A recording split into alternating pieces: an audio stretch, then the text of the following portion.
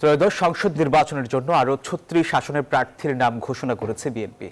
বিকেলে গুলশানের চেয়ারপারসনের কার্যালয়ে সংবাদ সম্মেলনে এই তালিকা প্রকাশ করেন দলের মহাসচিব মির্জা ফখরুল ইসলাম আলমগীর। আর এ নিয়ে মোট ২৭২টি আসনে প্রার্থী তালিকা প্রকাশ করল বিএনপি। জোটের প্রার্থী সহ বাকি ২৮ আসনের তালিকা যথাসময়ে ঘোষণা করা হবে বলে জানিয়েছেন তিনি। ত্রয়োদশ জাতীয় সংসদ নির্বাচনের জন্য গত ৩ নভেম্বর ২৩৭ আসনে প্রার্থী ঘোষণা করে বিএনপি। একদিন পরেই মাদারীপুর ১ আসনের ঘোষিত প্রার্থীর নাম স্থগিত করা হয়। এরপর থেকেই ফাঁকা আসনগুলোতে কারা প্রার্থী হতে পারেন তা নিয়ে শুরু হয় অপেক্ষা। নানা জল্পনা কল্পনার অবসান ঘটিয়ে ১ মাস পর গুলশান কার্যালয়ে সংবাদ সম্মেলনে আরো ৩৬ জন প্রার্থীর নাম ঘোষণা করলেন বিএনপি মহাসচিব মির্জা ফখরুল ইসলাম আলমগীর। নির্বাচনের জন্য আমাদের দলের পক্ষ থেকে প্রার্থীদের মধ্যে রয়েছেন ঢাকা ৭ আসনে হামিদুর রহমান, ঢাকা ৯ হাবিবুর রশিদ, ঢাকা ১০ শেখ রবিউল আলম, ঢাকা ১৮-তে SM জাহাঙ্গীর হোসেন, টাঙ্গাইল ৫-এর প্রার্থী সুলতান সালাউদ্দিন টুকু, কিশোরগঞ্জ ৫ শেখ মুজিবুর রহমান ইকবাল, হবিগঞ্জ ১ আসনে সদ্য বিএনপিতে যোগ দেয়া ডক্টর রেজা কিবরিয়া, কিশোরগঞ্জ ৫ মোহাম্মদ মুজিবুর রহমান ইকবাল।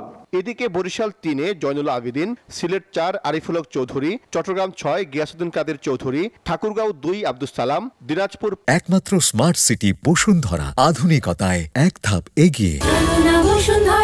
৫ AKM কামরুজ্জামান, নওগাঁ ৫ জাহিদুল ইসলাম ধলু, নাটোর ৩ আনোয়ারুল ইসলাম, সিরাজগঞ্জ ১ সেলিম রেজা, যশোর ৫ M ইকবাল হোসেন, নড়াইল ২ মনিরুল ইসলাম, খুলনা ১ আমির এজাজ খান, পটুয়াখালী ২ শহীদুল আলম তালুকদার, ঝালকাঠি ১ রফিকুল ইসলাম জামাল, ময়মনসিংহ ৪ আবু ওয়াহাব আখন্দ ওয়ালিদ, কিশোরগঞ্জ ১ মাজহারুল ইসলাম এবং মানিকগঞ্জ ১ SA জিন্না কবির, সিলেট ৪ আরিফুল হক চৌধুরী।